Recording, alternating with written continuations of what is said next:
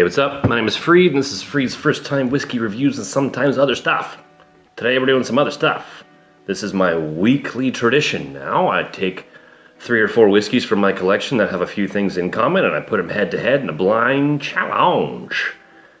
Not very good at this, but it's a lot of fun, and I'm just happy to share it all with you guys, because I think it's, whiskey's best when it's shared. And being in China, I don't have a whole lot of people to share it with, so you're here. I choose you. Right on. So today we're checking out 15-year-old Speysides. And all of them have, there's about a 10% ABV difference with them all. All of them have spent time in, not all of them. The Glenlivet hasn't. No, it has. Shit, sorry, my bad. They've all spent time in ex-bourbon barrels. Some of them, longer than others.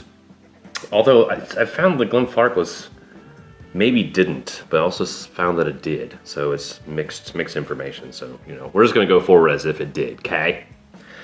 And yeah, so be roughly the same price as well. So 15-year-old Speysides, about the same price. And the only big difference between them all is the ABVs. There's like a 10-degree swing on all of them. So let's just look at the contestants, shall we?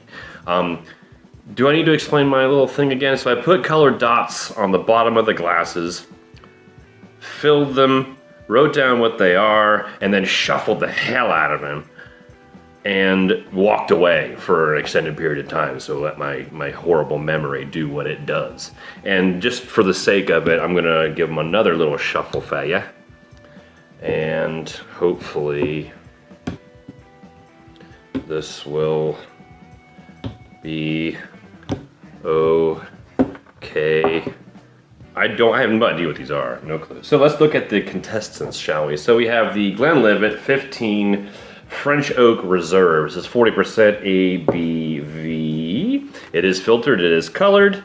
This is basically the Glenlivet 12-year-old, but they spent 3 extra years in French Limousin oak casks, which is, I guess, predominantly used to age cognac. And that is about it. You can find this 60, 70 bucks. This is the one that I have not even tried yet. It just arrived in the mail today. It's the Glen Grant 15-year-old. It's a liter bottle. This is what they call, it's batch proof, so it's 50% ABV, so that might be a tell. It is naturally presented. You can find this for $63, and it spent all of its time in first fill bourbon.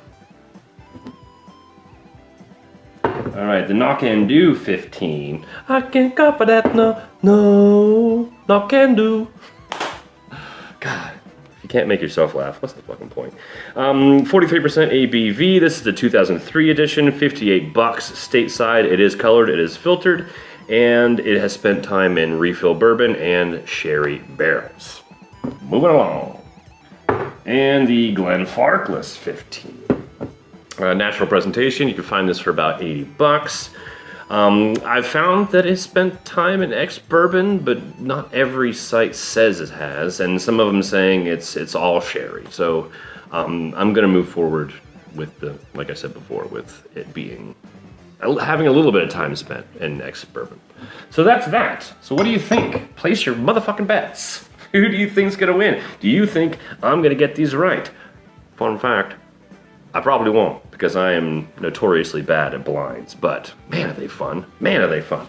So what I'm gonna do is I'm gonna close my information book, and I'm gonna get my note writing book, and then I'm just gonna have at it, boss, and I will do what I do. I'm gonna fast forward through it all, and then I'm gonna come back.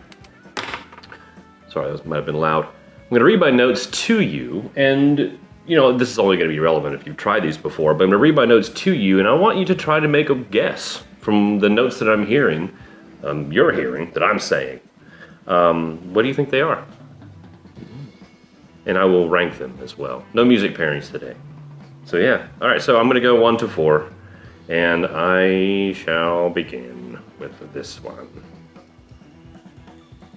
Wow. Green Apple Jolly Rancher.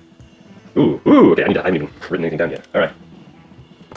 All right, contestants tasted, notes written, verdict decided. This was fun. I was thinking as I was doing all of this, did I mention that the Knock Do was 43% ABV? If I didn't, it is. Okay, so here I'm going to read my notes to you, and I want you to take a guess as to what I am describing. And yeah, all right, let's just go. Ready? Number 1, on the nose. Green Apple Jolly Rancher. Very ripe orchard fruits, rich, creamy, no sherry notes to speak of, caramel, chocolate malt balls like Whoppers or Maltesers. On the palate, heat tamps down the flavors. Soapy, floral, bitter, waxy, apple flavored candle. On the finish, medium long, bittersweet, wax teeth. Remember when we were kids, and I might be aging myself here, when we were kids you used to get those wax teeth with a little nubbin on it so you can bite down on it to make it look like you had those teeth. They would have like Dracula teeth and clown mouth and stuff like that. That's, they weren't meant to be eaten, but we kind of did anyway.